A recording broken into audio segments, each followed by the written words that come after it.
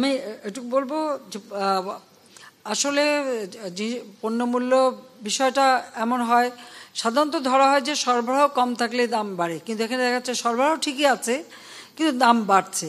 সেখানে কিছু কিছু লোক কারসাজি করে, এটা ঠিকই, হোর্ডিং করে রাখে, মজুত করে রাখে, নষ্ট হয়ে যায়, পচে যায়, তারপরেও দেখা যাচ্ছে মজুত করে রেখে কৃত্রিমভাবে দাম বাড়ানোর একটা চেষ্টা করে।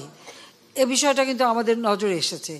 তারপরেও একটা জিনিস বলবো যে আবার এখন বিশেষ করে ইউক্রেন রাশিয়ার যুদ্ধ, স্যাংশন, কাউন্টার স্যাংশন এবং এই যে ব্ল্যাক সি দিয়ে যে আসতে পারবে না জাহাজ বা এই নানা ধরনের ঘটনার কারণেও কিন্তু যেসব জিনিস আমাদের আমদানি করতে হয় সেগুলির দাম বাড়ে।